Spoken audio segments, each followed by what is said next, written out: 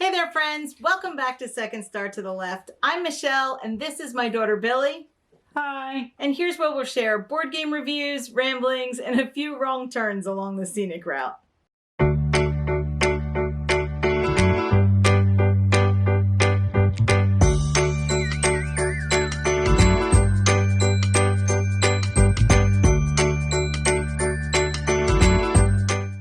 We're back!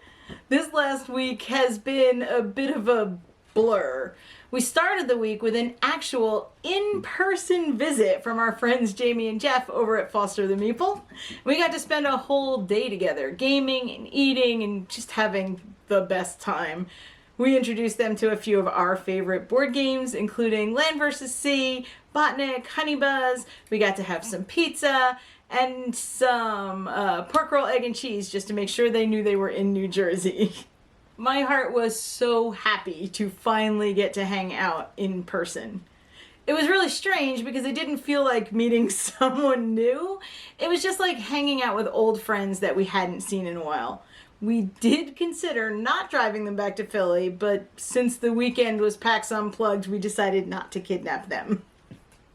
PAX Unplugged was the first convention back for so many of us, and for a lot of my friends, it was their first gaming convention.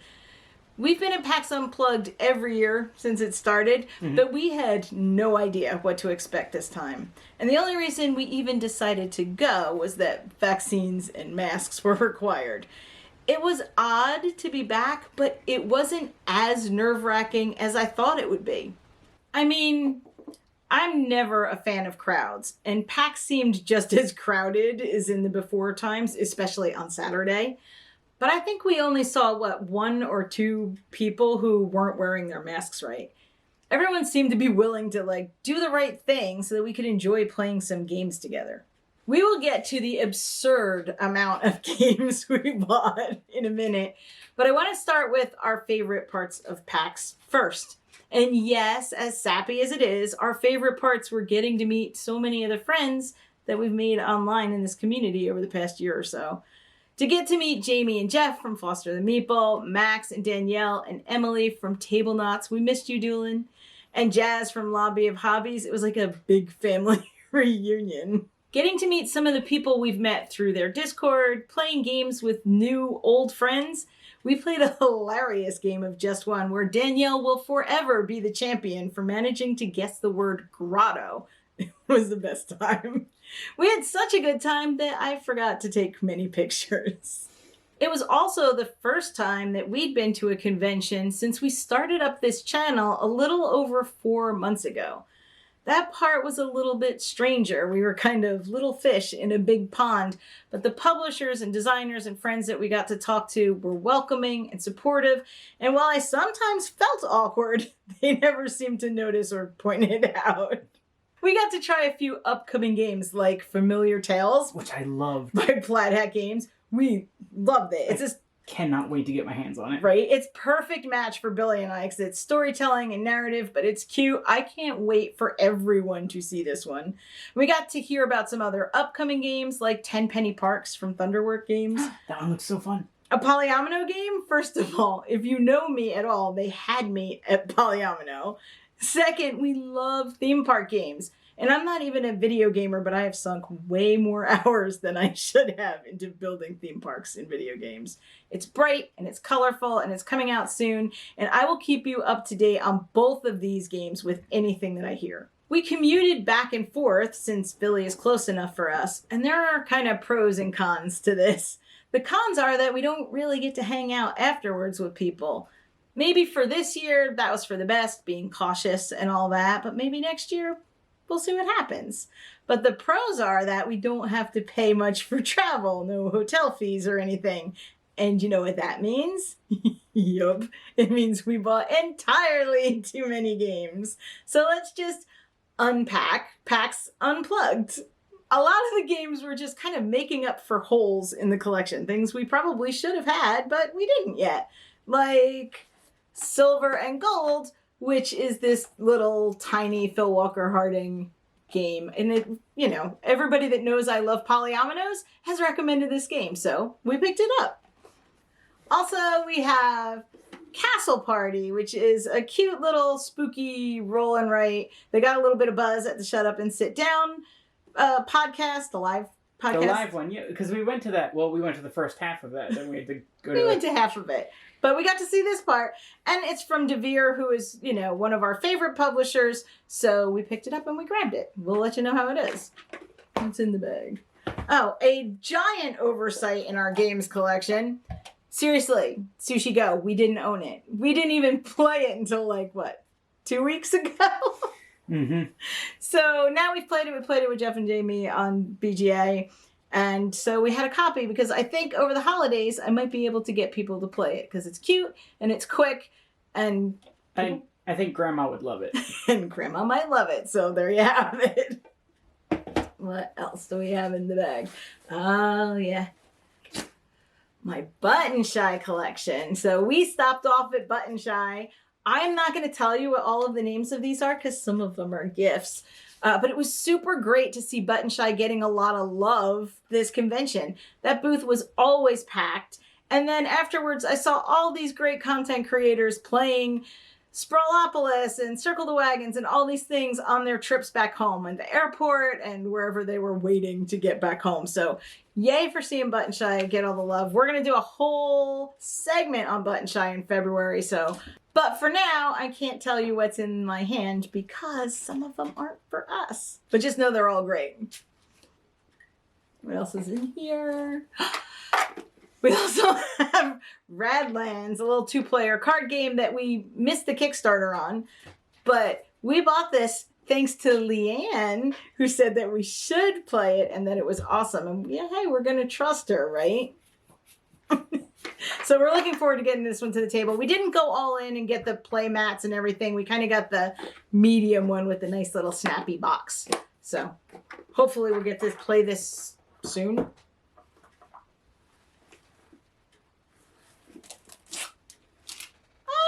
We got a little Tiny Trees expansion for Tiny Towns from AEG, which I'm like more excited about than some of the big games because I love Tiny Towns and the trees are super cute. So we'll play that really soon. Tiny Towns is so good. It is. It's just really good and we should play it tons more. Mm-hmm. Okay. Also at AEG, we picked up Dog Lover, which just looks really cute. And we honestly don't know that much about Dog Lover, except that we picked the dog game over the cat game, so we didn't get Cat Lady, we got Dog Lover. It looks adorable, and if we bought 2 games, or I think it was like a price point, we got a game free at AEG, so Dog Lover came home with us. Also, while we were at AEG, we made up for not backing Cascadia and picked up a copy of Cascadia, which I'm not sure why we passed on, because obviously we're really going to love this game. We have Calico, we've already backed Verdant, so we figured might as well get the one in the middle. We also got the expansion, a little Grizzly Bear expansion bonus pack to go with it, so we're looking forward to playing that one. Okay, so, also from AEG, because we got Dog Lover and Cascadia, we managed to get Sheepy Time! It's so cute. It is so adorable. We did manage to try to play this once, but I think we were way too sheepy to play it. It was right when we got home and we were pretty much exhausted. So we'll try it again and we'll do much better. Also in our bag of stuff we got at PAX is another one that we're making up for not having. So Role Player from Thunderworks.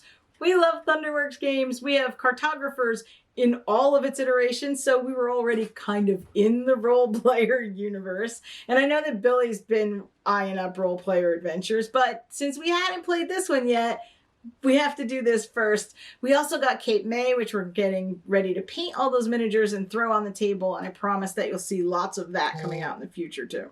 We stopped over at Keymaster Games, and since we already own everything else that they make, including Campy Creatures and all of the Parks games, we impulse bought Space Park, but honestly, the components to this were stunning. And the game is gorgeous, and we just completely trust them at this point. Right? So we're going to take a walk in a Space Park this time.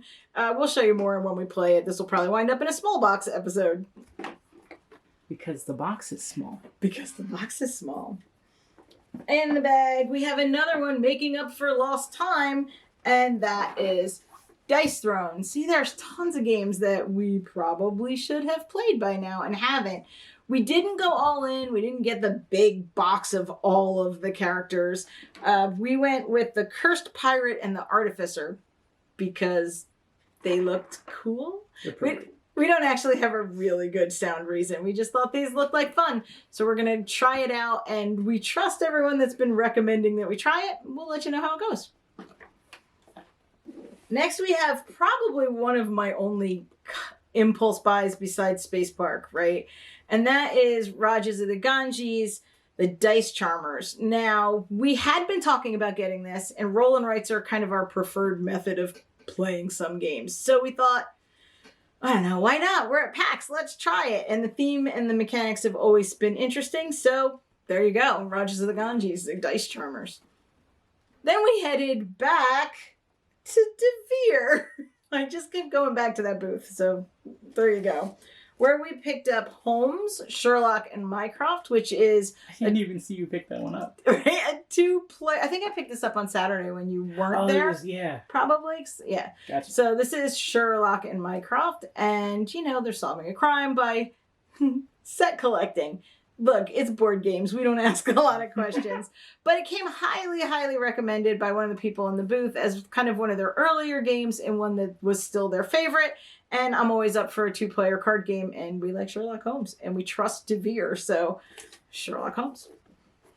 All right, then also from Devere, we picked up Luna Capital, which we almost passed on. And when I went back and I was looking at some of the other games, we looked at Bitoku, but I felt like we weren't going to get Bitoku to the table right now. We may. It was gorgeous, but it looked way too heavy for us.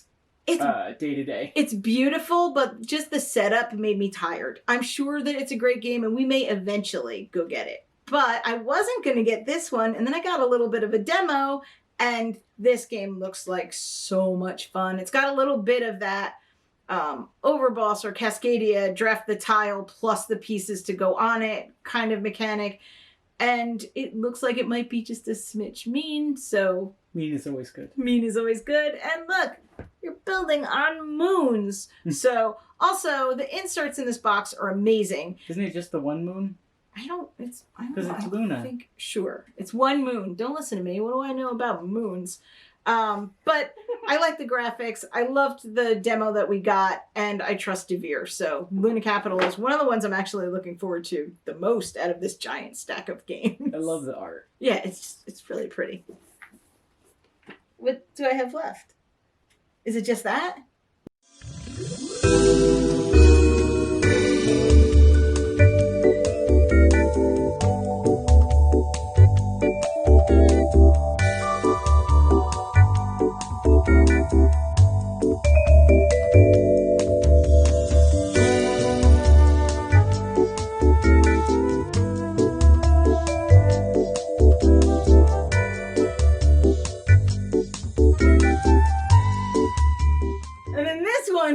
Which clearly did not fit in the backpack, is our big purchase of the convention, and that is Merchants of the Dark Road. And we went all in, all the coins, all the bags, all the cards, all the upgrades.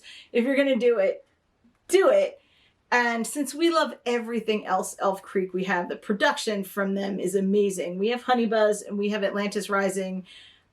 I cannot wait to play this. We didn't back it because we had backed another big game the week that this came out. We went all in on another game. It was my father's work. Yeah. Which is honestly one of the games that I've been looking forward to the most of all of our giant Kickstarter purchases. But then I started to really regret not buying this. So when I saw it at Kickstarter levels with all the bits and pieces and upgrades, yeah, we went all in. We had no choice. We didn't. We did have to lug this around for a whole day. It is not a small box game. And it is not a small box game, but we had this, so we're super happy about this one. All right. That's it. Tic Tacs in there? Oh, they're mints. Oh. Let me try that again. So that's it. I say, as if that's any small amount of games. So those are all the games we bought. A lot. So many. But we were just so excited to be back doing what we love and to get to share that with friends and our new big strange family. So I don't regret any of these purchases. But we can't just let them sit around. We have tried out a few already, but Billy and I have decided that we will play all of these games by the end of January. Billy wanted to shoot for January 1st, but that's insane. There's still baking, wrapping, a tree to be decorated, and no way we get them in. But end of January? Yeah, we can do that. Let us know which ones you're the most excited for if you want to see more content on some of them. If you were there and we didn't get to say hi, hopefully we'll get to catch up next time. We miss everyone already. Thanks for watching. If you like what you see, Or if you want to keep watching until we get one right. please like, subscribe, and share. As always, open tables, open minds, and play yourselves. Bye! Did you read the box enough? Are you going to do it next time? Keep reading the box. Okay, that was good, wasn't it? Here's the first game. I don't know what it is. I got this. I like it a lot. What the fuck is it? Good to go over. You're a baby. Sticking out the other side of the backpack. There's not much I can do, so... Lights fell down. What lights fell? Really? Yeah. So while we were at AEG, we also made up for... Oh no! Seriously, this is a really good idea, right? Mary Poppins everything out of the backpack. Maybe you gotta tuck the corner under. There you go. So it's a surprise. It's a surprise!